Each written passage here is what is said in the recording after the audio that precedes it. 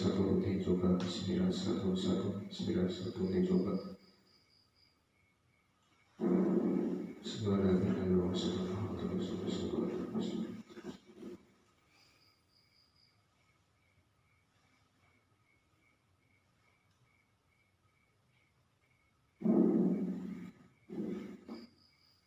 Assalamualaikum warahmatullahi wabarakatuh. Kembali lagi bersama saya di sini sebagai pembawa acara dalam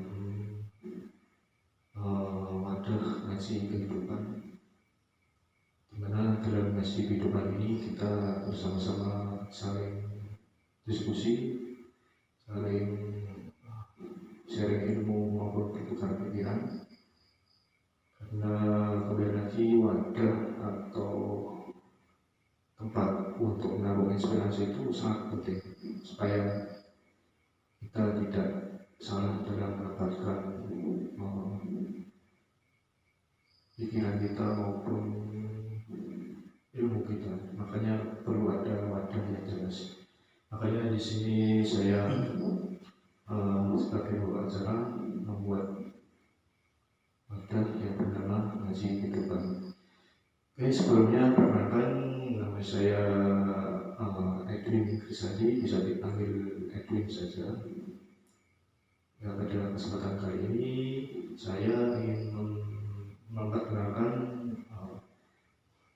lawan bicara saya, yaitu mungkin bisa saya perkenalkan dari sekarang.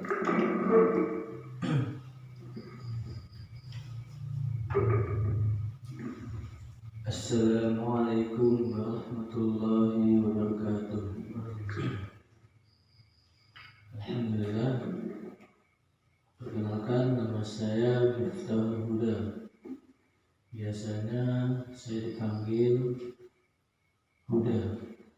Cukup panggil saya Huda gitu. This is Mr. Huda, Pak Huda. Mungkin mic-nya bisa tetap lihat saja ya, saya kan volumenya udah besar. Oke, sebenarnya Mas Huda ya. Mas Huda dari mana, Mas Huda? Tempat tinggal. Ya. Tempat tinggal saya di perumahan Pondok Indah. Pondok Indah. Kenapa dinamakan Pondok Indah? Ya, solusinya dulu rencana dari ketua Pondok Indah itu ingin di sana dibangun rumah yang sedikit mewah. Bentar ya, sponsor dulu. Ya. Zaman dulu tahun 2003 itu awal mulanya itu masih sepi, masih satu orang, belum ada siapa-siapa. Terus lambat laun 1 tahun kemudian baru ada 3 orang. Kemudian saya datang ketika tahun 2005. Di situ alhamdulillah udah lumayan ramai, cuma belum pada sampai saat ini. Oke, Mas Huda ya. Mas Huda, saya undang di sini, saya pengen diskusi ya masalah mengenai anak muda ya. Oke. Menurut Mas Huda, anak muda zaman sekarang sama zamannya Mas Huda dulu tuh ada perbedaan yang signifikan atau tidak? Mungkin bisa dijelaskan. Untuk perbedaannya ada, dan itu sangat jauh. Yang pertama, zaman dahulu kita masih kecil ya, masih SD. Itu dulu kita mainannya tuh main kelereng, mungkin main kelayang, atau mungkin main petak umpet dan sebagainya. Untuk zaman sekarang ini hanya anak-anak kecil tuh main game. Iya, Mobile Legends, Free Fire, PUBG. Berarti sekarang itu sudah berbeda jauh ya dengan 15 tahun yang lalu ya. Ya sudah beda jauh, pesat, bedanya sangat pesat. Terus Mas Yuda waktu kecil tuh yang paling berkesan dalam hal apa? Banyak hal. Salah satunya apa aja yang paling berkesan waktu masa kecil dulu? Masa kecil untuk saya berkesannya alhamdulillah saya sampai saat ini alhamdulillah untuk zaman sekarang itu kesan saya alhamdulillah bisa menjaga sholat. Jaga sholat. Menjaga sholat. Ya, bisa menjaga sholat 5 waktu. Karena zaman sekarang ini anak-anak muda yang seusia dengan saya yaitu 22 tahun itu banyak yang melalaikan sholat, melalaikan dengan sholat. Ada yang tahu azan tapi tidak sholat. Ya, ya. Begitu. Bahkan kemarin sempat ramai itu juga ya di TikTok, itu ada orang sholat tapi sambil joget, jadi sholatnya tuh buat bahan konten gitu. Ya, bahan konten dari game Free Fire. Sampai itu ya, sampai Kayak ya freestyle gitu ya. Freestyle.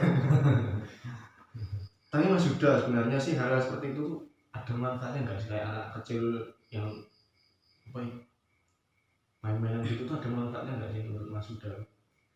kalau main game itu pengalaman saya sih manfaatnya untuk menghibur aja sih.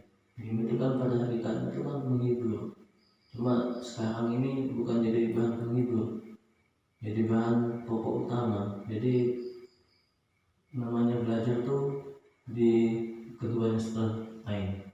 Dulu kan yang digiatkan masalah belajar, sekarang yang kebalik, yang digiatkan tuh masalah main.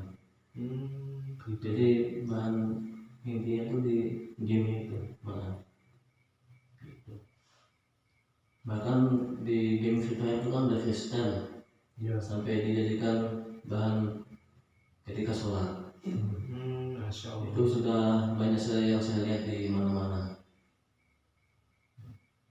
Emang ya begitu ya, artinya lu ya kita sih boleh sih main game sih, cuman kan harus ada game yang bisa betul-betul bermanfaat. Jadi nggak yang cuma sekedar kita gerakkan jari aja, enggak, tapi harus betul-betul game yang bermanfaat.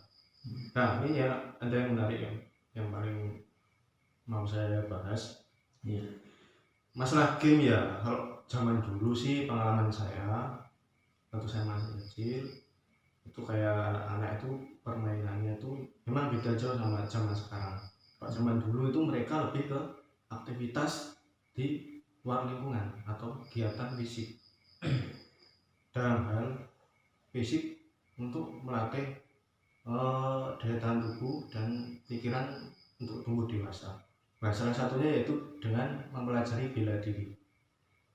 Ya, jadi anak-anak dulu itu waktu masih tak berapa puluh tahun yang lalu, jadi mereka itu sehari-hari itu kegiatannya ya belajarnya pun bukan di sekolah tapi di musola atau masjid atau madrasah. Soalnya zaman dulu waktu mbah-mbah saya itu katanya sih itu dulu tempat pusat belajar itu ya di masjid bukan di sekolah.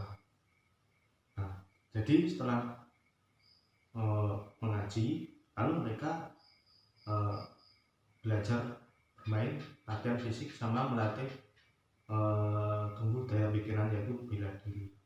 Nah, bela diri sendiri itu di Indonesia tuh banyak banget ya, mulai dari bela diri A sampai Z itu ada semua, karena itulah pesona Indonesia ya.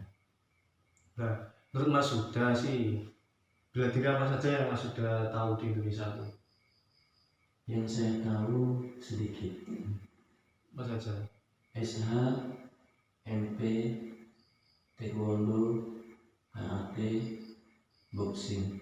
Kalau di pondok kami alhamdulillah nama perguruan kami itu kickboxing. Kickboxing. Kickboxing. Kenapa kok dinamakan kickboxing itu? Kenapa? Ya, Filosofinya gimana? Filosofinya aja. kickboxing tuh awal mulanya kurang lebihnya saya kurang ini intinya tuh semua pukulan dijadikan satu ini. Jadi yang dinamakan kickboxing itu dikasih nama oleh kiai saya, itu Kiai Fatah. Dia masih nama. Dan itu pun awal berjalannya tahun berapa? Kalau boleh tahu. Jadi awal beliau pulang dari pondoknya sana, Kiai Ubed, Kiai Umar, Kiai almarhum Uzairon. Setelah mereka Kiai saya pulang dari pondok masing-masing. Nah, akhirnya pulang dari pondok itu langsung ke Tunggu. Dan beliau itulah yang meneruskan perjuangan bapaknya beliau. Jadi ya kembali lagi, memang bela diri ini memang sudah dari dulu, bahkan sebelum zaman penjajahan pun di Indonesia itu sudah hal yang wajib misalnya kalau dulu ya. Iya. Karena di dalam Islam pun kita sebagai manusia juga harus membela diri ya. Misalkan ada ancaman atau melawan ketidakadilan maupun kezaliman itu memang harus belajar bela diri. Dan itu pun juga sunnah juga ya. Sunnah, karena baginda Nabi SAW itu bentuk badan beliau tuh persegi gitu, kotak-kotak. Itu dia menurut para sahabat. Tapi ibu sama kita sekarang masya Allah, badan-badannya ya biasa-biasa aja. Oh iya, para sahabat dulu itu mereka fisiknya juga mantap-mantap ya, Kuat. Sebenarnya saja siapa tuh yang selalu jadi andalan ketika perang tuh saya kalah sahabat sama namanya. Sidina Umar. Hah? Sidina Umar. Bukan nih siapa itu? Hamzah apa siapa itu? Orang tahu. Bahkan ya itu para sahabat itu pun juga belajar bela diri, tujuannya ya untuk berdakwah, mendakwahi ya orang-orang kafir itu kalau dulu itu. Dan sampai ya terjadi kayak perang itu kan cuma perlawanan aja, bukan istilahnya orang muslim tuh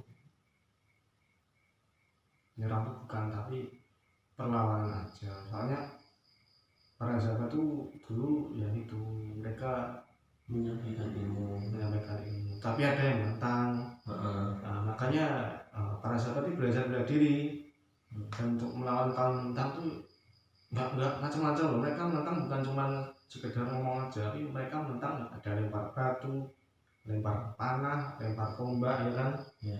Nah, kan para pasukan muslim itu cara melawannya juga yaitu belajar bela diri, strategi perang dan sebagainya, ya kan. Itu contohnya itu yang pernah kejadian perang Uhud, perang Badar, sama perang apa lagi itu ya. Itu.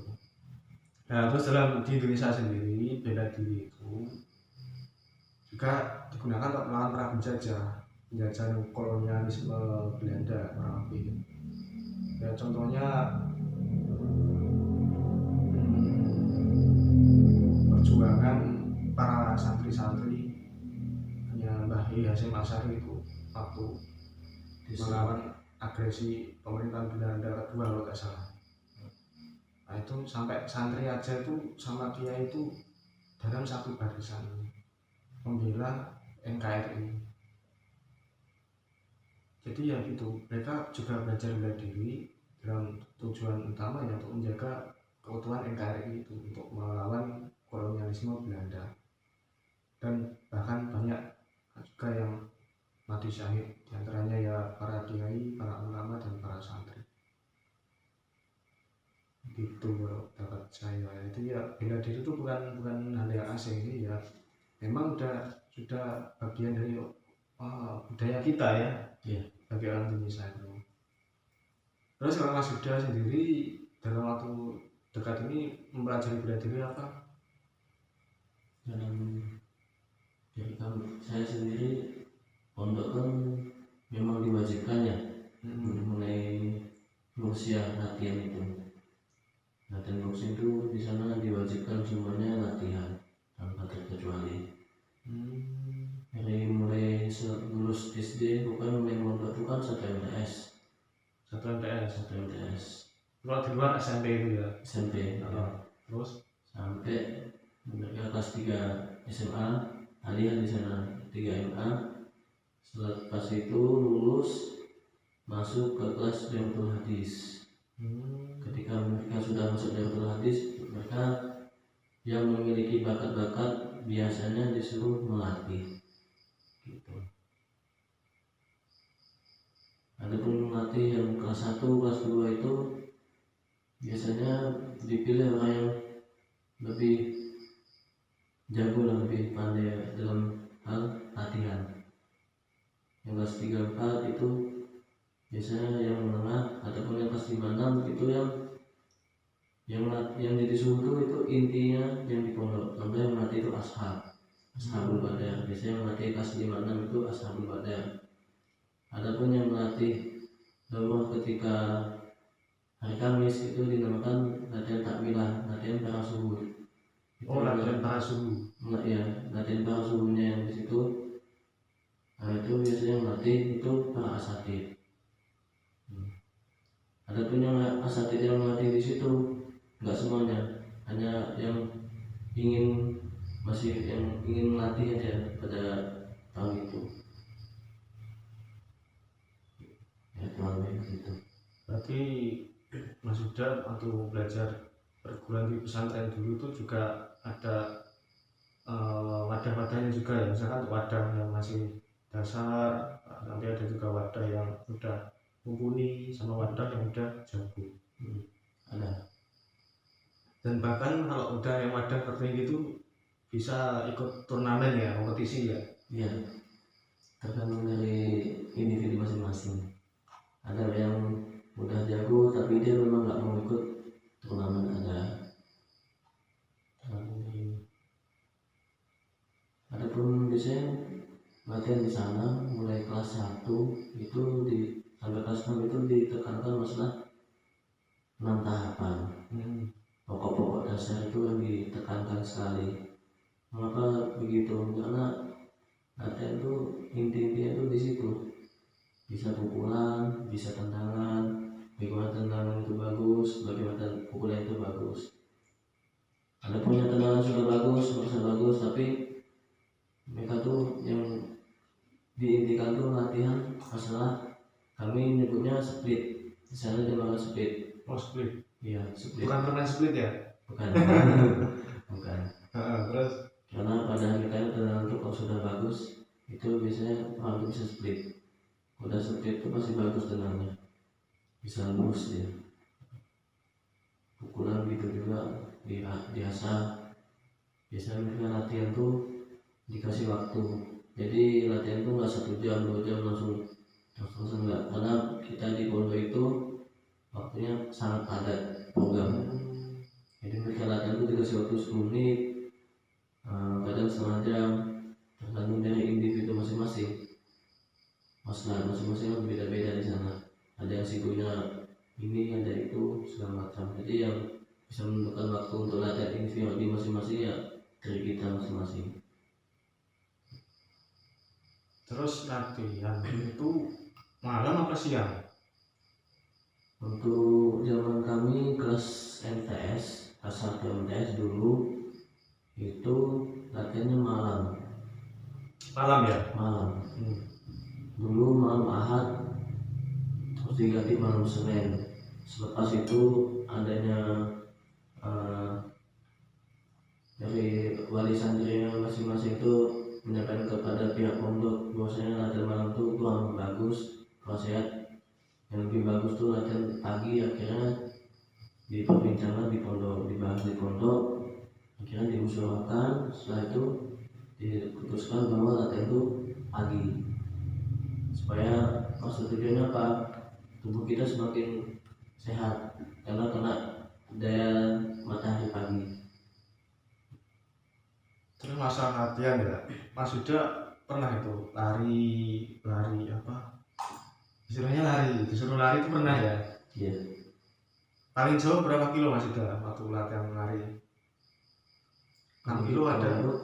Kalau di pondok saya lari itu mulai dulu saya bisa lari deh. Saya jogging pagi itu pernah izin jogging pagi itu sejauh pernah 11 kilo Pernah 11 kilo dari Pondok Utara sampai alun-alun pernah.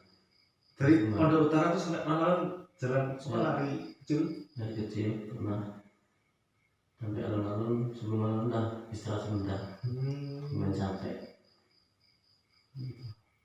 Oh ya, waktu dulu ya hari santri tahun 2018 kalau nggak salah, Mas Yuda ikut juga partisipasi di santri. Hari santri saya belum pernah ikut. Itu kan ada yang dari pondok tampil semua ya itu ya? Iya. Mulai dari yang kelas dakwah sampai kelas seni itu kan tampil semua ya? Iya. Mas Yuda nggak ikut? Nggak ikut ya. Lah kenapa? Apa? Karena yang anak utara itu kan biasanya ngisop untuk keluar 40 hari. Itu waktu impian 1. Dan impian 1 itu ketika 20 hari sebelum hari santri. 20 hari sebelum hari santri. Terus setelah saya pernah waktu kelas baru 1 lebihnya saya pengen ikut khidmat mengambil tampil di hari santri itu, tapi saya waktu itu keluar 40 hari. keluar 40 hari. Iya. Ketika keluar 40 hari itu, ketika mau menjelang hari H itu, saya ingin izin sama nyusap saya, ingin balik ke pondok asli. Karena saya udah bilang sama teman saya bahwa saya pengen ikut, tapi ternyata saya nggak bisa balik. Akhirnya yang maju teman-teman kami yang di sana. Biasanya maju di situ tuh yang paling sering maju di hari santri itu pelaku pusat sama tampil biasanya. Gitu ya. Tapi untuk tampilan di situ itu umum maksudnya, semuanya ada, semua laku. Tapi yang biasanya ikut pelaku pusat sama tampil. Karena mereka yang bisa nggak pulang sama kami gitu, kan isotnya masing-masing. Oke guys, sini saya mau menunjukkan video yang mengenai hari santri tadi. Mungkin di sini kan nggak ada deskripsinya ya, mungkin saya bisa tanya ke Mas Yuda, ini apa sih yang dari dalam hari santri? Di sini keterangan videonya atraksi santri-santri Pemboro di Hari Kemerdekaan Indonesia tahun 2017. Kita simak videonya.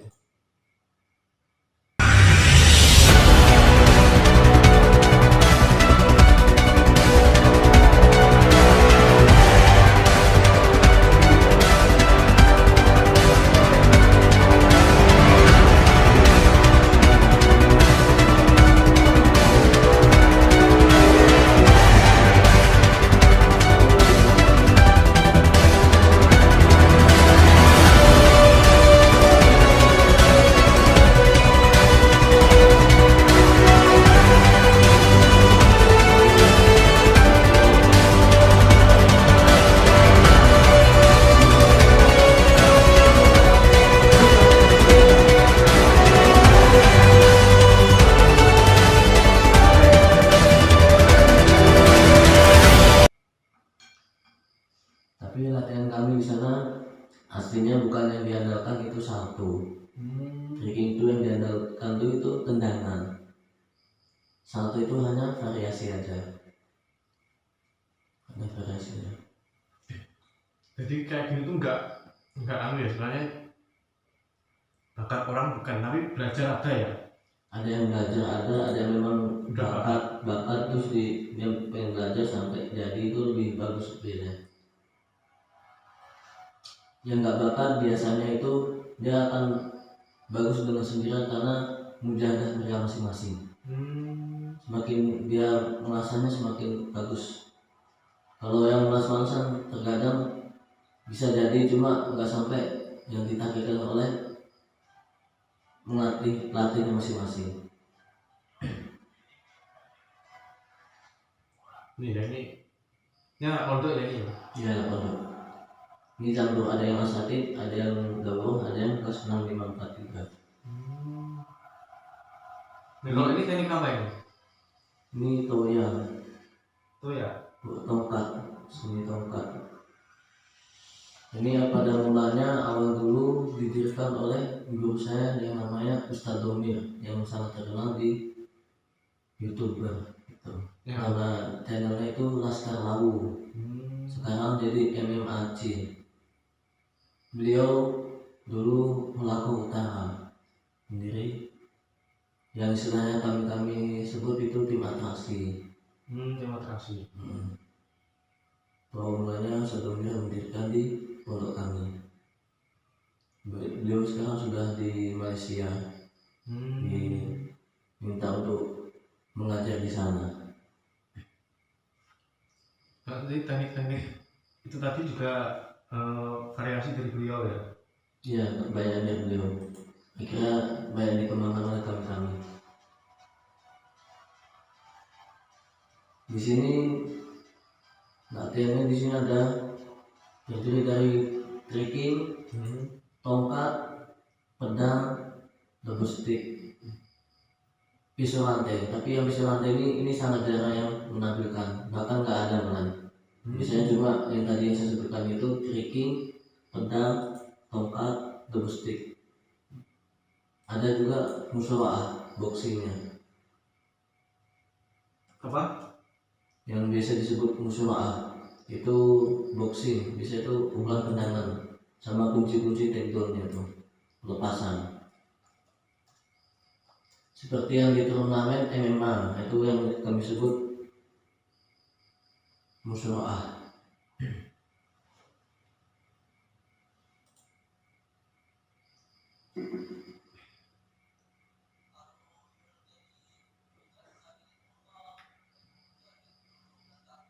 Oh, ini turnamen di mana ini?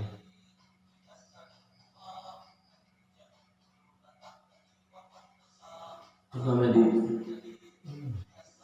channel sama ya?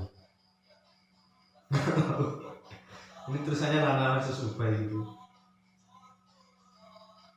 Ini maksudnya sparring apa turnamen resmi itu? Ini turnamen biasanya di pondok, ya resmi pondok lah. Untuk mengajukan pengen melihat latihan mereka itu sudah sampai mana gitu. Maka diadakan lomba-lomba tinju. Biasanya berapa bulan mas itu? Jangka waktunya sebulan sekali Jangka atau? waktu untuk lomba tinju biasanya 2 minggu. Seminggu. Yang setahu Mas Yuda itu yang pernah sampai langkahnya jauh, misalkan menang lomba terus sampai lanjut lagi menang lomba lagi, menang lomba lagi itu ada nggak kayak gitu? Ada sampai babak akhir. Istilahnya juara bertahan itu ada ya? Ada juara bertahan tuh, ada yang juara tuh istilah itu langsung ngambil tengah-tengah gitu. Jadi dia beda sama yang awal, kan biasanya tampilnya itu ada yang maju, contoh awal sampai akhir itu ada babak pertemuan, babak tanding istilahnya. Ada yang 6, tapi yang di situ ada yang maju 4 sampai babak akhir juga sama, cuma beda tampilnya. Ada pun teman kami di pondok tuh yang biasa ikut lomba tinju ini, ada yang melanjutkan dia ikut lomba MMA di Jakarta Sampai lanjut MMA ke Jakarta ya? sampai menang juara 2. Berarti kan setelah lomba di tingkat istilahnya Sunda tersebut, itu kalau misalnya menang itu bahkan bisa bahkannya disorotkan lagi di naik level gitu ya? Iya. Jadi istilahnya kalau orang itu berbakat nggak cuma nanti bahkannya hilang tengah jalan, tapi masih ada kelanjutannya gitu ya? Masih.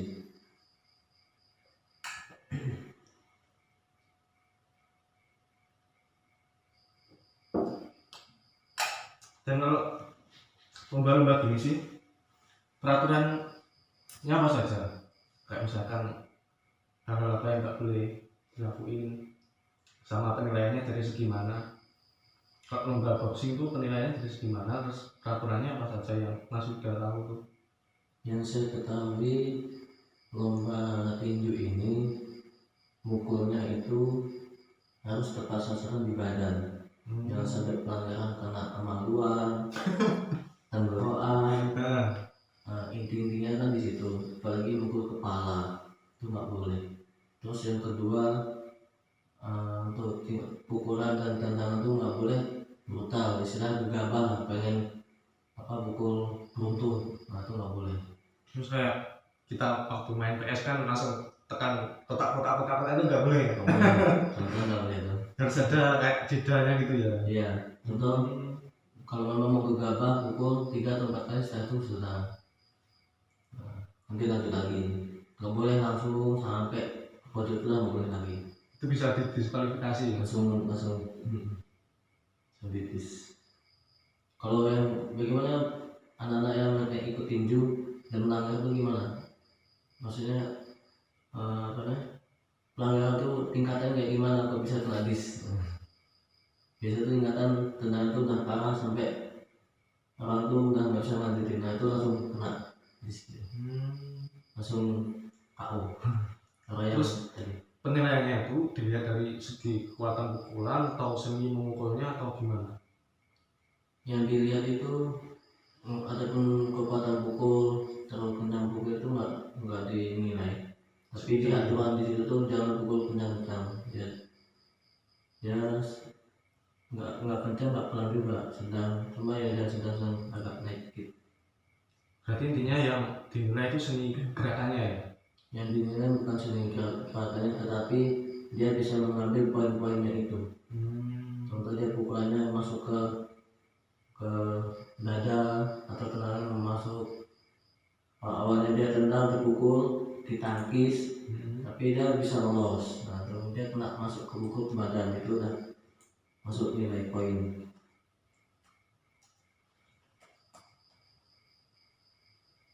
Di sini ada pun saya memiliki channel juga, namanya Revolusi Master. Jadi sama-sama kita lihat ya, saya juga penasaran. Sama kita lihat. Ya di sini ada namanya Mas Edwin, dia punya channel yaitu Ngaji Kehidupan. Nanti boleh bisa ditonton ya, insyaallah. Insyaallah. Di like, subscribe, jangan lupa, terus di komen di bawah, habis itu di share karena semua itu gratis. Ya, kembali lagi itu pada inspirasi ya, saling diskusi, saling diskusi kita. Ini yang mana masalahnya ini bukan? Iya. Itu yang itu. Di channel saya ini saya ingin mengembangkan bakat, ingin lebih maju lagi. Saya pengen bisa, saya bukan merasa sudah bisa tuh enggak, saya pengen bisa lagi, pengen belajar lagi gimana saya tuh bisa lebih baik lagi. Di sini channel saya tuh tentang bela diri, tongkat, stick, pedang, tricking. Ada juga pengajian dan video yang lain yang menarik gitu, insyaallah. Ini foto thumbnailnya di mana Mas? Ganteng banget ini. Itu foto thumbnail saya ketika wisuda lulusan daurah utama saya. Nah ini saya pilih yang videonya yang ini. Atraksi Al-Fatah Nunchaku.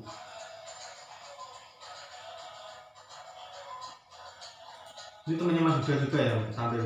Iya, menurut saya. Nunchaku ini dari mana sih? Apa? Stick ini terkenal di kalangan medsos, itu namanya Nunchaku. Kalau nggak salah ini dulu dipopulerkan sama yang Bruce Lee itu ya? Ya, Bruce Lee yang sangat terkenal itu. Yang tahu sendiri kan video actionnya film-film jadulnya Bruce Lee itu kan dia asli adegan, bukan cuma stuntman, asli adegan kan Bruce Lee itu. Iya. Karena dia juga punya bakat ya. Punya bakat. Tidak kok cuma sekedar acting belakang enggak ya. Itu yang saya sebut tuh pukulannya domestik. Domestik itu intinya untuk apa ya, serangan langsung lah, nggak ada istilah seni itu, nggak ada istilah itu pak, untuk pindahan tuh nggak ada, langsung inti pukul-pukulannya aja, ataupun pindahan tangannya gimana caranya, nah itu domestik. Terus kalau di pondok teknik dasar nunchaku itu ditempuh berapa bulan mas? Soalnya kita misalkan tangan kita masih kaku nih ya, Ya, itu sampai tangan kita betul-betul sudah lihai itu berapa waktu yang diperlukan? kalau orangnya giat, pengalaman saya dulu, saya bisa itu main satu lancar itu 1,5 bulan. Adapun saya melancarkan main 2 itu dibutuhkan waktu 4 bulan. Itu masih gerakannya aja. Kalau masalah seninya untuk keindahannya, kelenturan badan dan lain-lain itu membutuhkan waktu yang sangat lama. Minimal tuh 1,5 tahun. 1 tahun itu udah cukup, cuma kurang bagus biasanya. Kalau memperingatkan lagi tuh ya lebih lama nanti. Berarti kalau kita belajar nunchaku atau domestik itu juga istilahnya fokusnya harus baik juga ya? Iya. Gak boleh kalau kita belajar sambil melamun, itu gak boleh. Nanti yang ada domestiknya masuk ke hidung nanti ya. Pernah gak itu domestik tuh apa balik ke muka sendiri tuh? Alhamdulillah untuk selama saya latihan ya kelas 5 ya, selain di kalangan umum tuh kelas 2 SMA. Saya mulai latihan tuh kelas 2 SMA. Itu saya sampai saat ini sudah menjalani 4 tahun, 5 tahun, hampir 5 tahun ini kena kepala itu cuma 10 kali. Masya Allah. Tapi menurut saya ada yang lebih parah gitu mbak, bahkan baru mulai sudah kena malah. Saya juga bilang mbak, karena guru saya dulu yang masih latihan saya dulu, pertama dia menyampaikan ke saya itu latihannya pelan-pelan, jangan cepat-cepat. Maksudnya itu jangan pakai gegabah, emosi atau pengen dilihat tuh orang tuh cepat ataupun ini segala macam tuh nggak usah. Intinya dia tuh pelan-pelan bisa istiqomah. Gitu ya. Dan itu latihannya tuh harus ke fokus satu teori, jangan digabung-gabung gitu. Kalau dikasih satu teori biasa sampai mantap baru tambah. Jadi hasilnya memuaskan. Terus ini apa nih? Butterfly ini apa? Ini ada salah satu murid saya namanya Zaid Tangerang. Itu dia dapat mengembangkan teori domestik yang saya sampaikan sama si Zaid ini. Dia bisa mengembangkan latihannya itu yang dinamakan butterfly-nya di bidang domestik. Dia mainnya cukup di tangan tengah sini, lantai ini domestiknya, coba di lantai tengah, dia mainkan gini. Kayak gini nih ya? Jadi dia domestiknya muter tuh bukan satu arah gini, tapi berlawanan.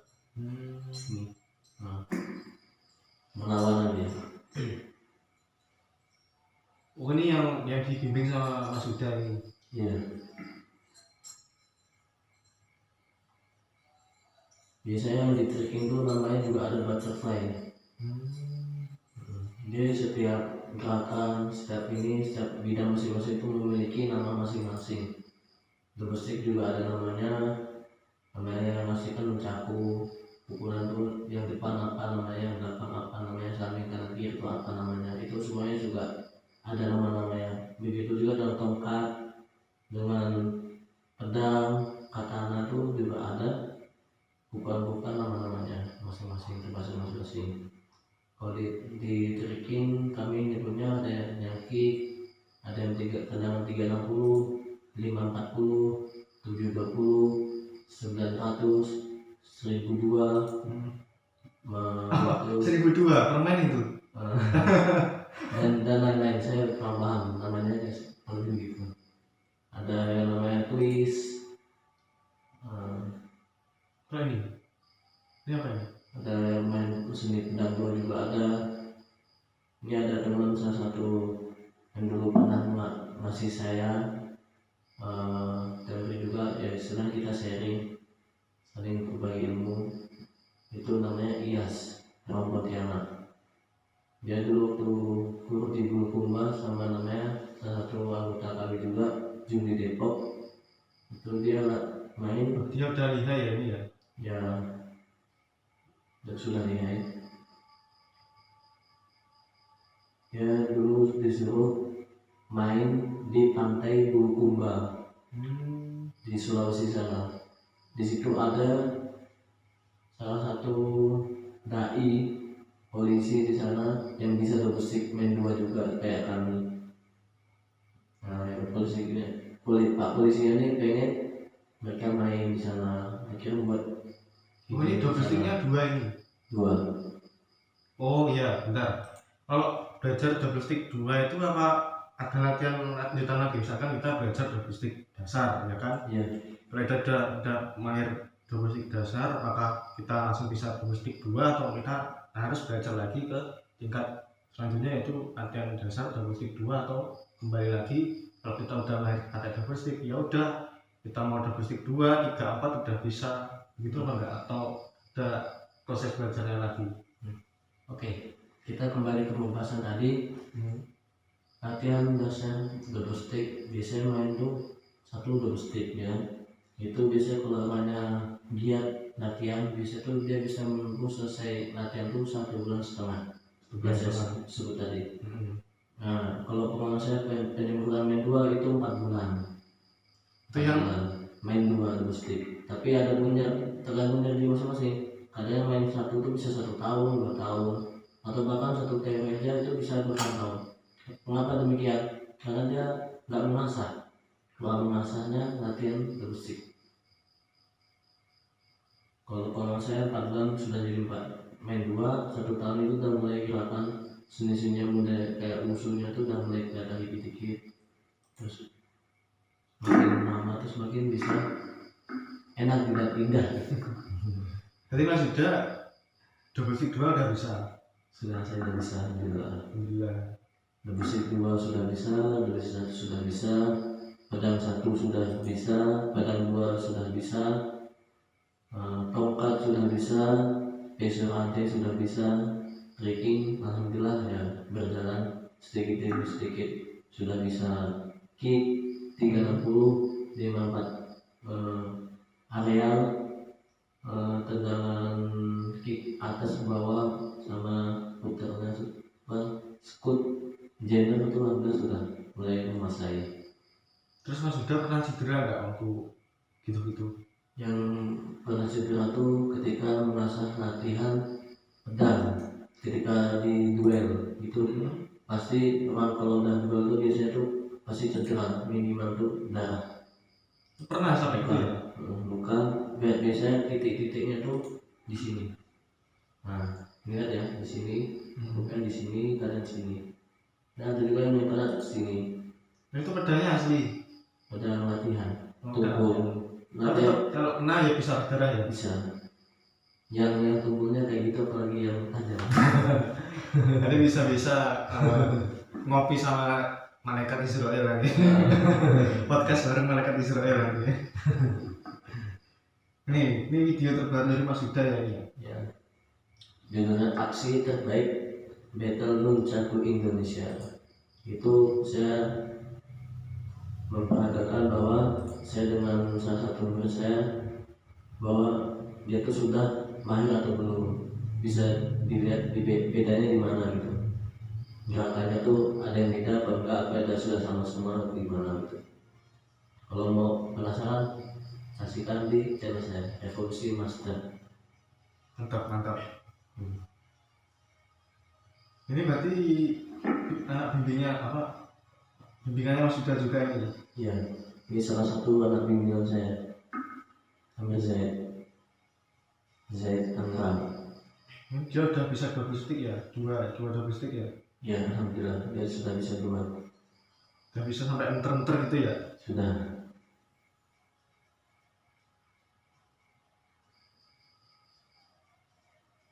Ini ngambilnya di mana Mas videonya nih? Ini videonya kami ambilnya di kamar Abdul Malik lantai 3 kamar 19 kalau nggak salah, depan kamarnya Amir Zaid. Variasinya bagus ya, seni-seninya, gerakannya kaki, tangan. Ya. Ini bisa sampai lempar juga ini ya. Ya. Lempar double stick ya. Ini versi double stick ala kamu ya, kami ala utara lah istilahnya. Ini lempar double stick kok double sticknya bisa pas ya di tangan, oh nggak meleset gitu ya? Ya karena dilatih. Berarti tangannya udah istilahnya Udah melekat sama senjatanya itu. udah lemas gitu ya, nggak kaku gitu ya? Iya. Ya nggak beda jauh kayak kita belajar naik sepeda kan, atau kita masih belum bisa kan, megang setirnya masih grogi ya, udah bisa lepas setir itu ya? Ya sudah. Nah, lebih seperti itu ya?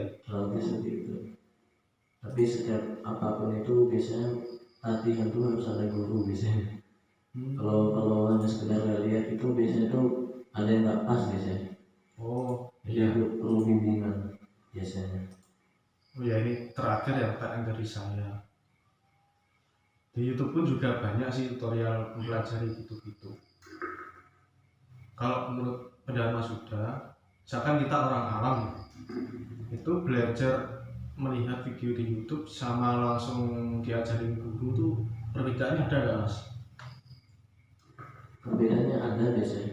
Contoh dia lihat tutorial gerakan begini tapi sudah kelihatan pas, tapi kan biasanya tuh ada yang kurang pas karena butuhnya guru tuh dia tuh gerakannya tuh detail, istilah tuh detail, rinci banget gitu.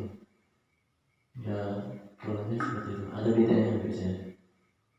Berarti kalau latihan sama guru tuh juga per detiknya putarannya ini pas enggak itu juga tahu ya? Ya. Entah dia nanti tolehnya pas enggak, matanya liriknya kemana tuh pas enggak, tangannya pas enggak, kakinya pondasi kuda-kudanya tuh gimana tuh pas enggak, ada lemparannya tuh jauhnya tuh pas enggak gitu. Ada yang bisa melempar tuh kejauhan, ada yang kepedean, lebih begitu. Berarti walaupun di YouTube tutorial banyak masih tetap bagus latihan langsung sama guru ya berarti ya? Iya, biasanya gitu.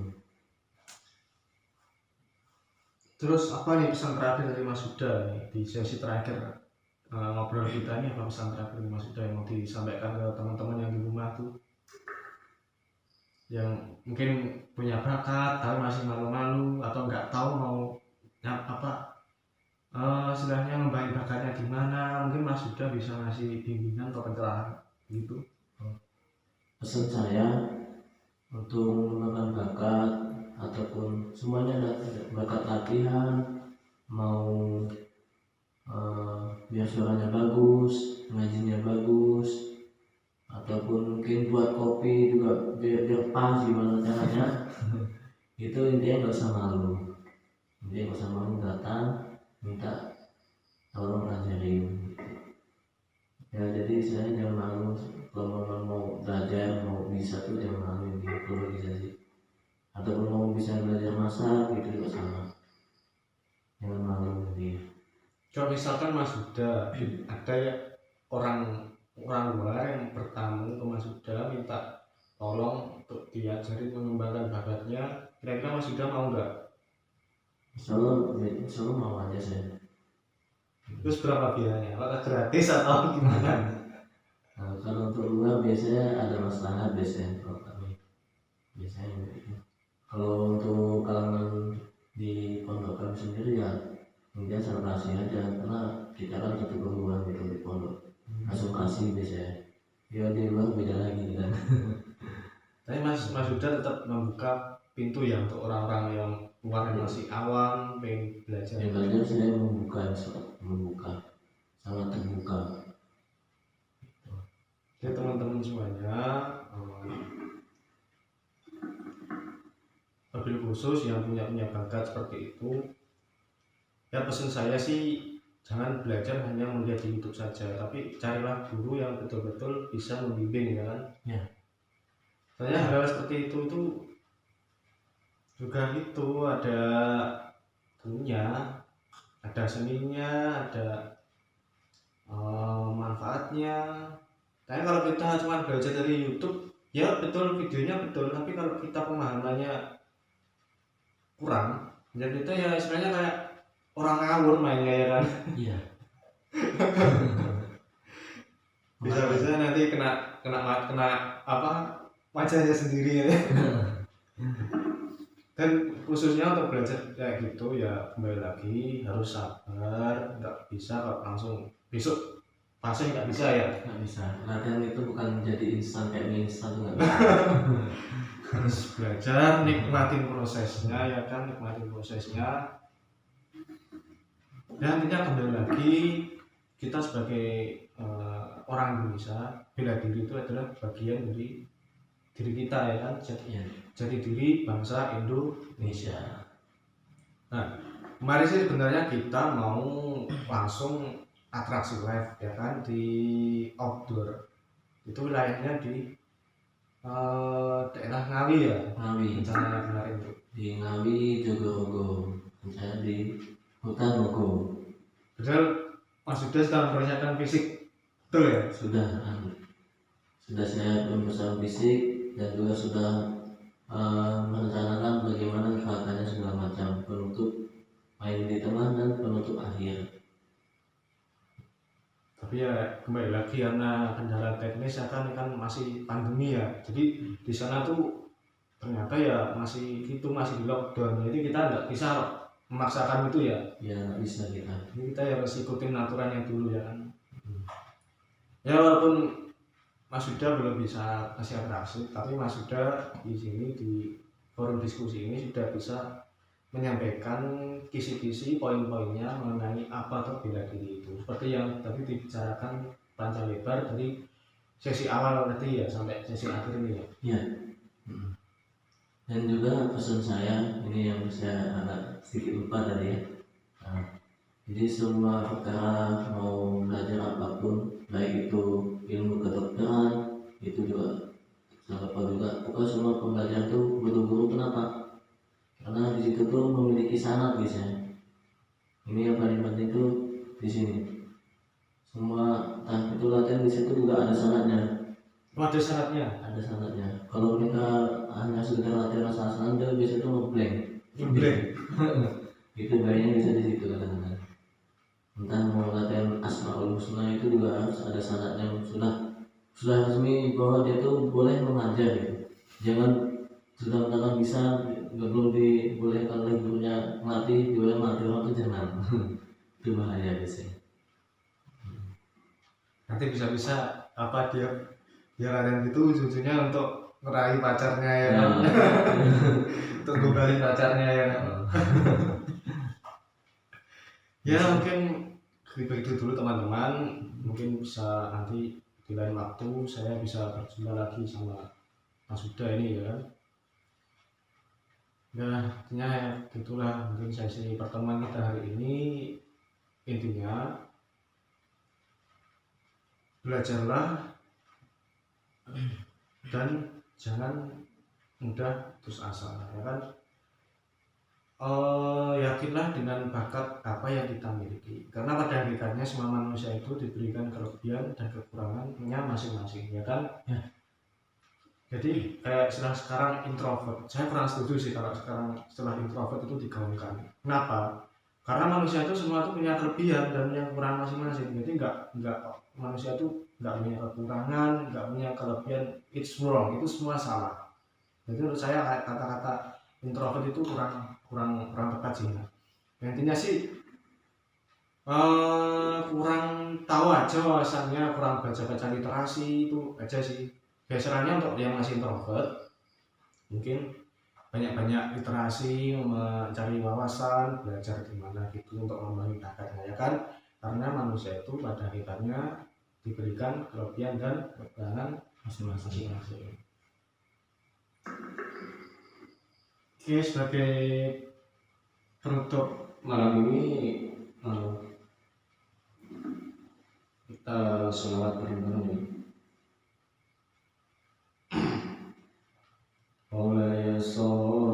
وسلم دائما أبدا على حبيبك خير الخلق كلهم هو الحبيب الذي ترجى شفاعته لكل حول من الأحوال مقتهم يا ربي بالمصطفى بلغ مقاصدنا اغفر لنا ما مضى يا واسع الكرم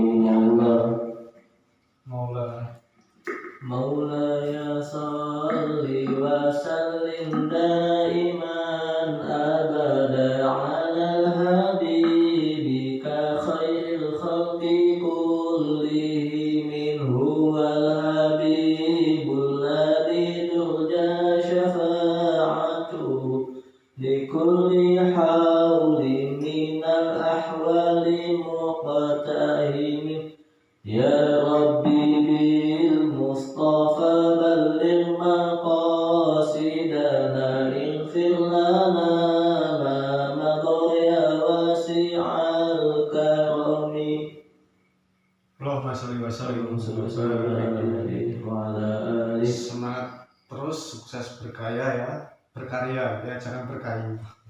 Kurang lebihnya begitu. Saya host dari Ngaji Kehidupan mau pamit undur diri ya semuanya. Terima kasih atas waktu dan perhatiannya.